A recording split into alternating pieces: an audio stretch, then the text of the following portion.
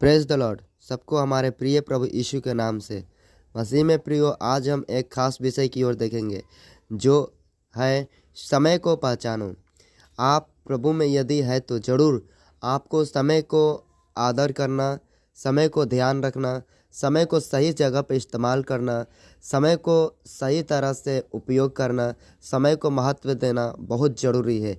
क्योंकि बहुत लोग अपने जीवन में समय को कोई वैल्यू नहीं देते हैं, परंतु साथ ही साथ कितने घंटों घंटा मोबाइल में, घंटों घंटा गेम में, घंटों घंटा दोस्तों के घर, घंटों घंटा खेलने के लिए, घंटों घंटा घूमने के लिए कितने जीवन बिता देते हैं, परंतु कितने लोग सोने में बिता देते हैं। परंतु क्या आपको पता है वचन इसके प्रति क्या गंभीर कहता है?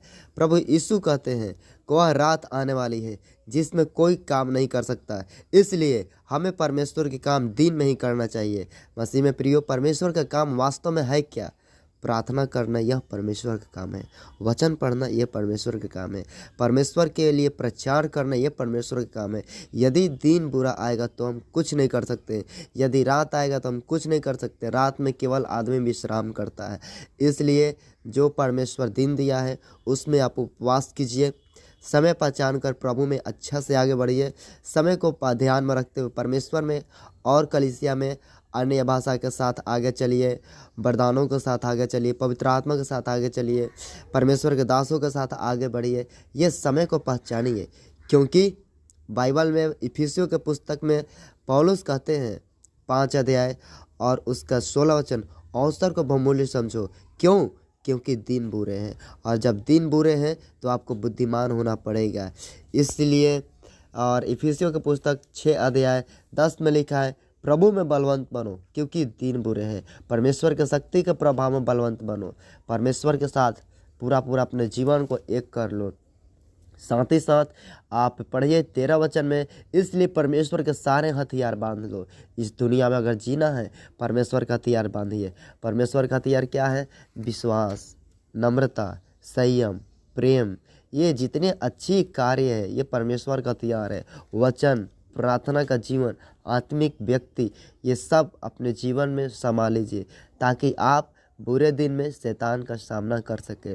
परमेश्वर आपको बचा कर रखेगा। क्यों? क्योंकि आप जब समय को महत्व रखते हुए प्रभु में तेजी के साथ दौड़ेंगे तो जरूर परमेश्वर आपकी ओर कार्य करेगा। इसलिए 4 अध्याय उसका 29 वचन, इफिसियों का पत्री 4:29 में लिखा है, कोई गंदी बात तुम्हारे मुंह से ना निकले, परंतु वही निकले जो उचित हो। साथ ही साथ लिखा है 27 में, शैतान को अवसर ना दो। क्यों? क्योंकि दिन बुरे हैं। आपको समय को समझना होगा। लोग प्रभु में आकर संसार में शादी करते, लोग प्रभु में आकर बपतिस्मा नहीं लेते, लोग प्रभु में आकर गवाही नहीं देते, लोग प्रभु में आकर प्रभु का वचन नहीं पढ़ पाते, प्रभु का लोगों तक बता नहीं पाते हैं, क्योंकि उनके अंदर एक डर रहता है। परंतु आप समय को पहचानिए, प्रभु आने वाला है।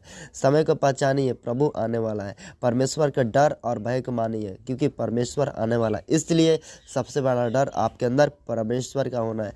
प्रकाशित वाक्य में लिखा है, जो पवित्र है वो और पवित्र बना रहे, जो मलिन है वो और मलिन बना रहे, जो शुद्ध है वो और शुद्धता में आगे बढ़े। इसलिए मैं कहता हूँ परमेश्वर आज आपके जीवन में 24 घंटा दिया। आप 24 घंटा में कितने घंटा प्रार्थना करते, कितने घंटा वचन पढ़ते, कितने घंटा प्रभु के कार्य के लिए आप घर से बाहर निकलते। इसलिए समय दिन बुरा है, प्रभु के लिए समय को सही इस्तेमाल कीजिए। आप इस प्रकार का लुचपन, पाप, अधर्म, मोबाइल, झगड़ा, केस या गलत गंदी बातों में समय को बर्बाद ना कीजिए, क्योंकि समय दोबारा नहीं आएगा। जीवन एक बार परमेश्वर दिया है, इसलिए ये जीवन में परमेश्वर की इच्छा को पूरा कीजिए। इसलिए आज आप बुद्धिमान बनिए, नींद से उठिए, आप प्रभु में आगे बढ़िए, समय को पहचानिए, क्योंकि दिन बुरा है, ये दिन फिर नहीं आएगा। अब रात आने वाला है, प्रभु आने वाला है। इसलिए आप बुद्धिमान बनिए, आगे बढ़िए, मसीह के लिए जीवन जिए, अपने दोस्तों के लिए सही कार्य करने के लिए जीवन जिए, स्वार्थ में जीवन नहीं जिए, क्योंकि परमेश्वर आने वाला है। लोगों के भलाई के लिए, उन्नति के लिए जीवन जियो। इसलिए परमेश्वर के पुत्र होने के नाते हमारा ये कर्तव्य है, ताकि इस वचन के द्वारा, संदेश के द्वारा आप तक पहुंचाए।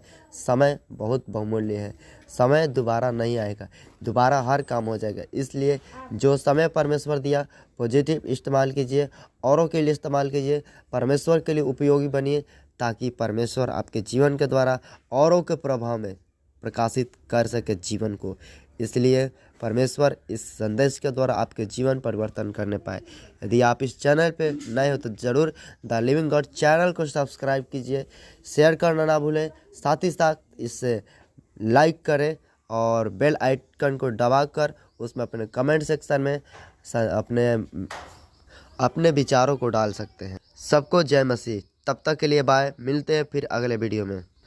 तब तक आप अपने समय को सही इस्तेमाल करें, क्योंकि समय का लेखा परमेश्वर जरूर लेगा।